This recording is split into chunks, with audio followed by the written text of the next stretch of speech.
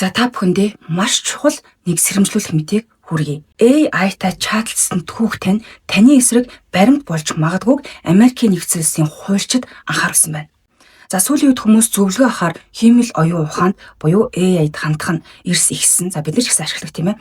Гэвч Америкийн нэгдсэн улсын өмгөөлөгчд болохоор үйлчлүүлж байгаа хүмүүстэй хандаж хэрэг төвөгт орооцолцсон. Эсвэл та шүүхээр ямар нэгэн асуудал шийдвэрлэх гээд ингээ явж байгаа бол AI чатботыг хамгийн дотны нууц хадгалдаг сайн найзаа гэж бүү андуураараа хэмээн анхааруулж байгаа юм байна. Энэ анхааруулга нь хаанаас үүссэн бэ гэхээр Нью-Йорк хотын нэгэн шүүгчийн гаргасан шийдвэрээс үүдэлтэй юм байна. Дампуурсан санхүүгийн компани захирал асн нэгэн эр үнэт цаасны лооврын хэрэгт холбогдсон. Ингээ холбогдохдоо AI-тай чатлсан түүхээ прокуророос нуух гэж оролдоод бүтээгүй юм байна. Гэвч шүүгч тэрхүү чадыг нь прокурорт баримт болгож өгөхийг тушаасан байна.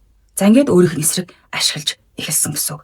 За энэс улбалаад өмгөөлөгчд нь болохоор үйлчлүүлж байгаа хүмүүстэй хэлэхдээ Cloud эсвэл ChatGPT-тэй бичсэн бүх зүйлийг тань прокурор шүүгчд ерөн шүүх бүрэлдэхүүн баримт болгож шаардах эрхтэй шүү гэж бүр анхааруулж байгаа юм билээ.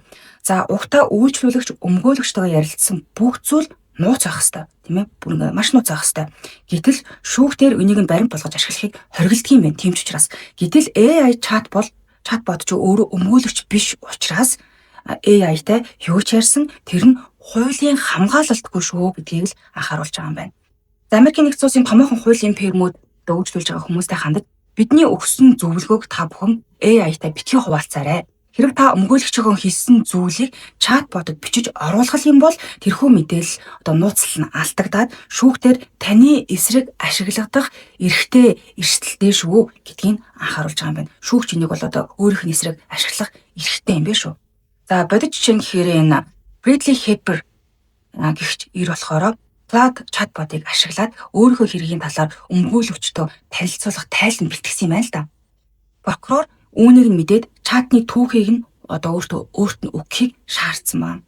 Тэгээд энэ хүний Bradley-гийн өмгөөлөгчд болохоор энэ бол өмгөөллийн тактик агуулсан нууц бичиг гэж уул маргасан юм байна л да. Өмгөөлөгч үтсэн ч гэсэндээ шүүгч зөвшөөрөөгүй буюу энэ Bradley-гийн эсрэг өөрийнх нь эсрэг баримт болоод шүүгтэр ашиглагдсан байна.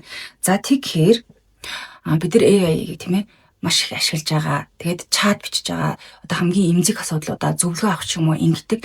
Энийгээс бодолцохгүй бол эргээд таны эсрэг ашиглагдах бүрэн боломжтой юм байна шүү. Энийг бас анхааруулж хэлхийг хүслээ. За та бүхэндээ Номхон Хятад хэлний сургуулийн төвийн сурагчдын орчуулан бэлтгэсэн мэдээг хүргэлээ. Баярлалаа.